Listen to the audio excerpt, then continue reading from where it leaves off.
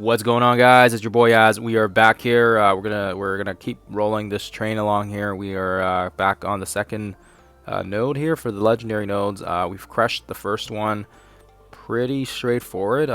And you guys will see that these probably are the easiest set of nodes, given the fact that we have some pretty stellar choices for our characters that we can use. And yeah, I think the first node only took one shot, one attempt. And this one was very similar as well. We actually sped up quite a bit of the footage because we did not have to reset or anything like that. We just kind of jumped right in and we got right in there.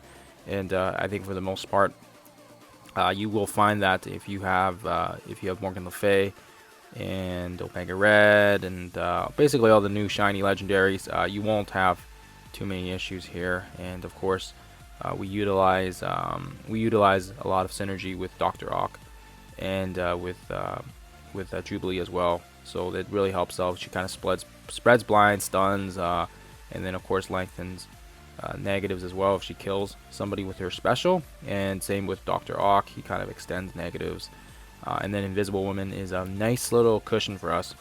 So we're gonna stun off Sentry here, so that way he doesn't do any much to help his team out. He can't give them any stealth or evasion.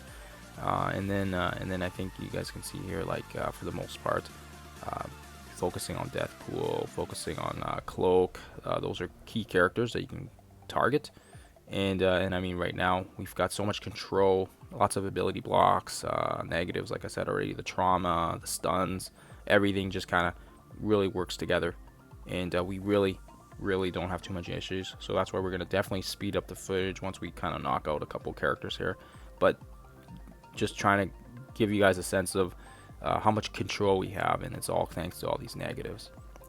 Invisible Woman is kind of like our dark our dark horse there in the background. I think a lot of people are kind of skeptical about bringing her, but I feel like she does piece a lot of that support role, and then yeah, giving us that offense down as well as defense up for the team helps. Shuri is probably a good choice as well, but unfortunately I had way more bio material than I did with Tech, so we brought her up instead of Shuri, but I'm sure either one of them would have been very solid choices.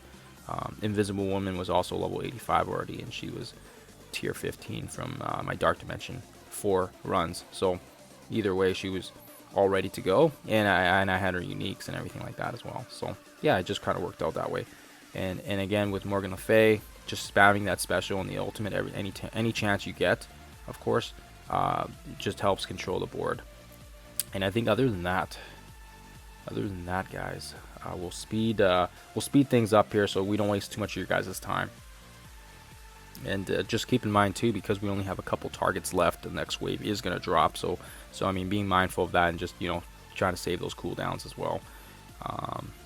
And for me, I'm always kind of watching and keeping track of who you want to blind as well. If you get a chance, use Jubilee's blind. It's very nice that we can actually land her blind. I thought Ghost Spider's was similar, but I forgot hers was only applicable in raids, and it's nice that Jubilee's can land outside of game modes, outside of raids, obviously in Dark Dimension, which is really cool. So I like that, and that's kind of one of the reasons why I focused on her. The next wave drops here, as you guys can kind of see, like same sort of dealio. We stun, we ability block when we can, and we will slow this back down. But I think you guys kind of get the gist of it. Like, it's pretty overkill. We got so many negatives running here. We got so many, just a lot of conditions. And then of course, just as a cushion, we got blind scattering across. We got defense up across the board as well. And really, even looking at these characters, I mean, it's not that scary because we have so many negatives pinned on them. We got extensions. We got blinds, we got it's just a crazy amount of synergy we have with this team.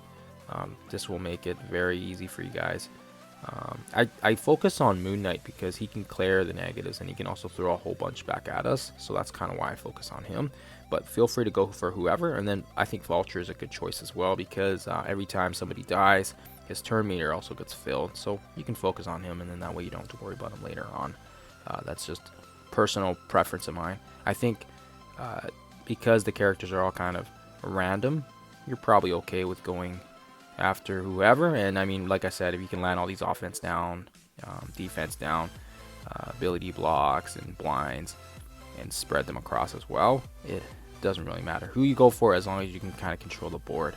And I always try to usually use Jubilee on somebody that's got a vulnerability tag, so that way even if she's not using her single target attack, if she uses her special or her ultimate, she can still land that blind.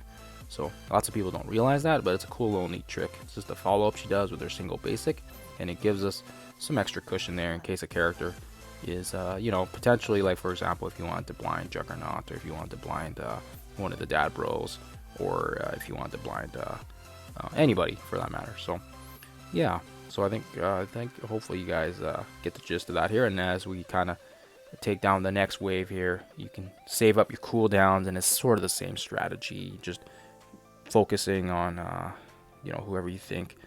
I've tried. You can try to, you know, you never know if it's gonna drop after 1 or 2 characters, so I try to be cautious sometimes and leave a couple and try to attack the other guy. And that way, if there is another wave that drops, it makes it really quick, easy follow up.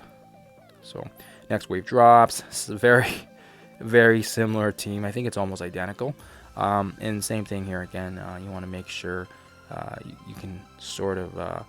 What I do is try to focus on there's a lot of tanks here on this team, so obviously you know, it'd be nice to disable some of them, but applying Morgan's ultimate helps.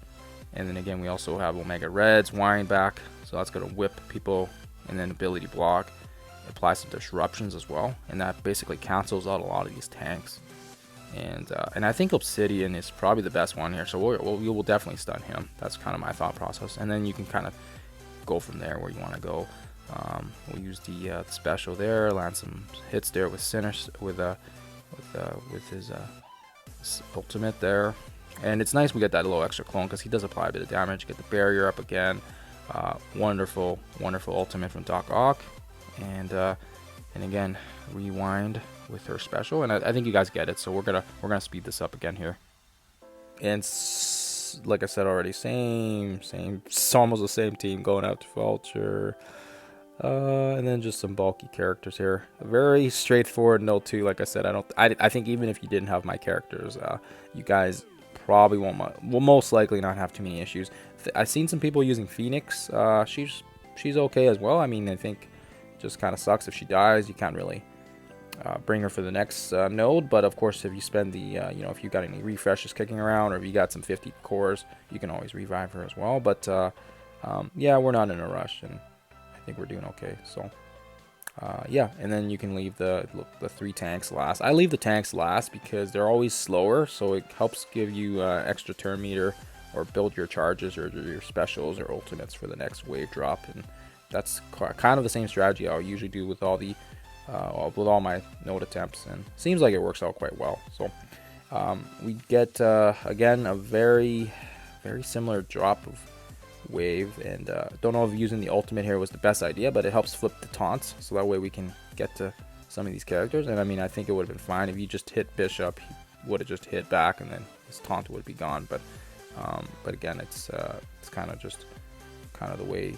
I did it. And again, he comes back up with his taunt anyway, so it's kind of annoying. It is kind of annoying, but up to whatever you guys want to do. We do the stun on him because it also lands slow across the board to the team, to the opposing team here.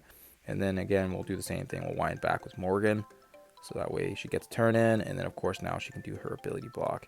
And it's nice for us because it blocks out a lot of key characters, and it's nice for us because it sets us in a good position. And that's probably when it would have been a good time to actually use Dr. Octopus's ultimate. But I got a little let's call it greedy, I guess. Kind of just wanted to flip the positives because I did see it. We used the wind back from Omega Red, and this is probably sounding like a broken record here, but we have pretty much a whole bunch of negatives in place now. So we'll speed the footage up. I think you guys kind of get it. As long as you can get everybody kind of controlled and blocked out, and I think Magneto's controlled as well here. He can't use his blind on us, but yeah, once you can take out the dangerous characters, you can go for a Magneto as well first. I like I said, I don't like Moon Knight. He seems to be one of those characters that kind of pee me off sometimes, and I've had some bad experience with him, so that's kind of the reason why I'm going after him. And then yeah, we can use Omega Red's ability block for good cushion there, and I like the splash on it, so that's why I kind of landed it right in the middle there. And yeah, I think you can kind of see that for the most part, it's pretty self-explanatory.